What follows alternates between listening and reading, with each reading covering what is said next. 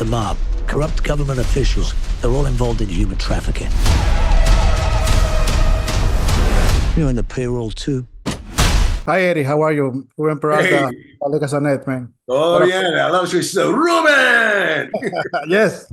She know how to do my name. I like it with the R. Ruffles have ridges. I love the poster in the back of Sultan's Kid and Butch Cassidy. Oh, yeah. Hey, those are idols, man. Like, I love the spaghetti westerns with Clint Eastwood, Paul Newman. Oh, love them all, man. Those are the best pictures ever. Well, I think those movies are not possible without people like you. Absolutely. I mean, that was got me going in my life. I wanted to be a cowboy. I wanted to be certain things in my life. When we all have ideas what we want to do. It's just what falls in your journey, what falls in your face. What's going to be in your track of life. So these guys were my mentors of I want to be on the big screen. I'm happy for you, man. I'm totally happy, and I can see your results because you'll be working with Jason. You worked with him in The Beekeeper. You have working with him before. With David Ayer, you also worked before. So why so special working with a guy like Jason Statham that has been doing this for over 20 years and still going entertain the audience? What's so special about Jason is that he doesn't quit. He's just that. He when he wakes up, I don't know what he does, but I'm sure he probably just grinds. So you set up with, honey, I don't want coffee. He just give me the coffee grinds. He's got that energy, and he goes, okay, after he says hi to the kids, I'm sure he's at the gym, working out, and then he'll come back and then he has ideas, and his ideas, and then he talks to me about instead of this, can I do this? And I'm like, yep, Jason, let's, so we choreograph certain things, and then he looks them over and he says, yeah. And then once everybody's approved, then we bring him in, we start training and he started memorizing all the fights. So from day one, when you go on we shoot that scene, he knows all the choreography. He knows that song and dance. And that's what's awesome. I'm curious how you work because let's say with David Ayer, do you create with him the scenes and the sequences before the movie, or is something that happens going on? Because this movie has a lot of drama, but also in the last 45 minutes we see a lot of action. But it's a lot of drama, but also you have to incorporate and create that balance of having action and having this drama about trafficking people and the construction and everything. Do you coordinate this before the movie starts shooting or during, or this is something that you create on writing and in sketches? So, I mean, not a lot of people, but me especially, when I read something or somebody shoots me a text, I sometimes misread it, and I think, well, this person mad at me or not? But basically they're not. So when he sends me a script, I read the script and I think this has a great story.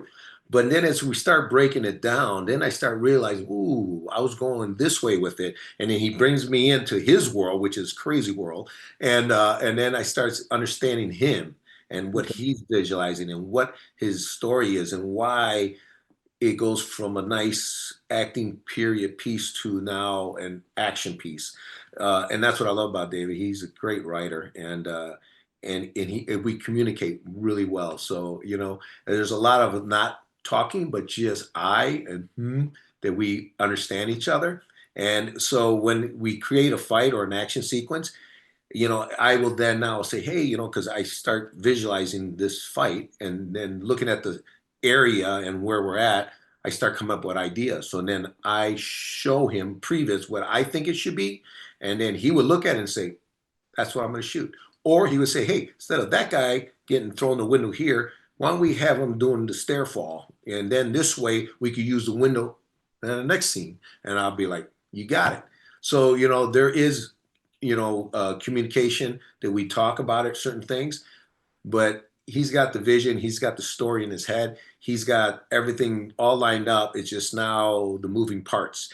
And so I'm very proud and very respectful that he gives me that opportunity to throw my ideas in. And, 70% of the time he takes it. And I'm like, yes. So when I go see it on the big screen, I say, yep, that was me. Yeah. Jenny's missing. She went out with her friends on Friday. The Police don't have the resources to work these cases. They take a report and forget about it. Please, find our daughter. I know we're watching an action film, but also there's a background of a family, human trafficking. When you read a script, how do you find balance? Because you two have a great chemistry, but how do you find balance to be on the side of the drama and to not be kicking butts like Jason Statham and the other guys? That's a good question. I think the balance, it felt pretty natural just how it was all spaced out. And even in those very cool action moments, there was still that understanding of this is real for this girl, this whoever's involved, and it's scary and it's terrifying. And so having a layer to it where, yes, it's cool. Arianna, the actor, sees that it's all cool and fun, but stepping into an action scene as, you know, being a kidnapped girl, that's a different energy too. So I think balancing that. But then when it came to family, that was always just, we built so much of a natural bond outside of work that life just came pretty naturally. Yeah. One of the great things that I have seen in David Ayer movies is like he valued that side of the story so much. And how is your experience working with a director that worries so much to entertain us, but also he worries about what's going on, the plot, the story, the character? Because this is basically, it's not just Jason Statham kicking ass. It's also a group of people, women, that they have a message for us. And how's David Ayer find that balance with your actors, specifically with you two? I mean, it's really fulfilling to get to work with a director like David Ayer, and then specifically with him. Now that it's been twice, I've been able to witness how he honors himself. He has kids that are Latinos, and he has Latino family here, and then he has kids that are, you know, women. He's a girl dad. So then he has me as a mama bear. Yeah, thank you. Exactly. Hi, girl dad. Like he has you feel seen. He has you feel seen. He has her feel seen, her demographic seen, as well as these young women that are fighters. And then me as a mom as well, going through what we're going through and being the jefa, being the businesswoman, but also number one, being just a loving mom and representing was just so integral to the story. It felt right and fulfilling that there is a reason behind the action. It's not just gratuitous action. There's a reason behind, you know, going forward and having a fight. You're fighting for something, right? So it's wonderful to have a reason to fight. Because even in action movies, we don't see female characters unless she's the main character, like being the boss, like you said. And I think when you write something like that, even he wrote it with Sylvester Stallone, it just sends a great message. And I wonder, how do you expect that the audience, mostly females, perceive the movie? You know, besides of getting entertained and everything, but also what do you expect that the audience learn about the film? I hope that they feel connected to the different stories going on. You have a mother who's lost her daughter temporarily. And then you have a daughter who's going through something terrifying. And so I really hope that audiences, and especially women, just feel that sense of resilience and perseverance, and that when the world says, stop, give up, you have that little bit extra to just keep pushing and keep fighting, and to do it for family, do it for love, be fueled by courage and community. And I hope they feel that and they walk out of the theater feeling a little bit more inspired. Yes, I clearly want that, everything you just said for women, especially that little more ounce of fight that we know we all have as women. I'm happy that there's such a strength in womanhood in this, but let's be real, a lot of men are going to see this. So I really hope that the men can take away that you want your match. I know guys want to feel like badasses. Well, your lady's a badass too. You know, That's right. We're like, keep an eye on her. Keep an eye on her, support her, see her, that she is strong, that she is capable, and that she's a fighter as well. Where's the girl? You a cop? You wish I was a cop. Yo, these guys are next level. Look at those bricks. You ain't a cop. You're a working man. That's right. Let's play. One of the things that I love about this, it's I grew up watching these movies as a kid, and it's always this character that don't want to be in trouble, but situations force him to trouble.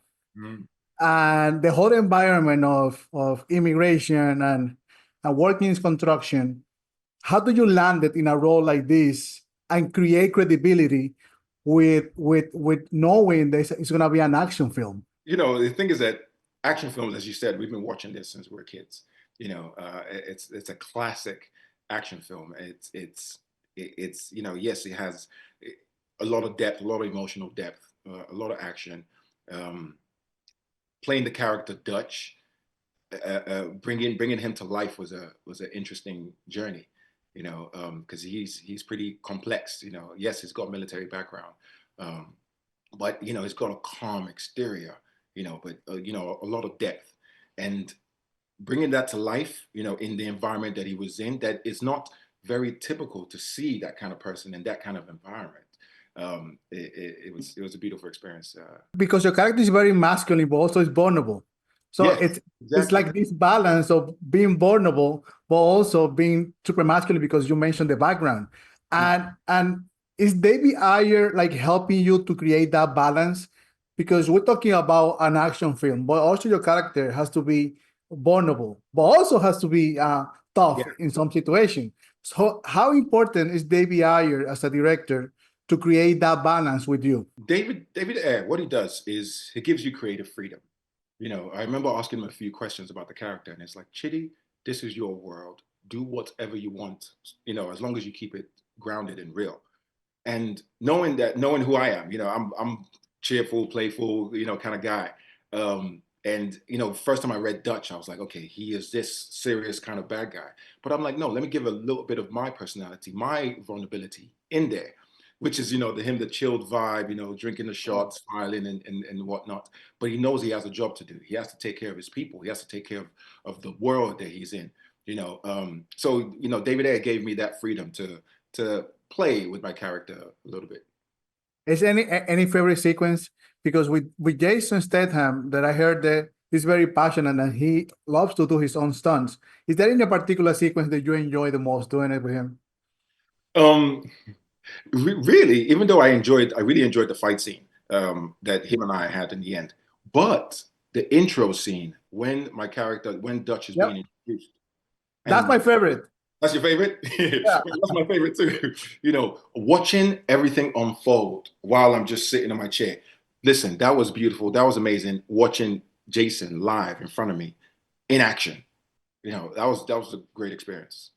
Because for me, I didn't like grew up watching him because it was already in my 20s, but watching him performing and you know, doing his own stunts, I see like a dance, it has to be amazing. Yeah, it is just like a dance. It is. I'm not stopping until I bring her home. That's for slapping that woman. That woman was my wife. That's for slapping your wife.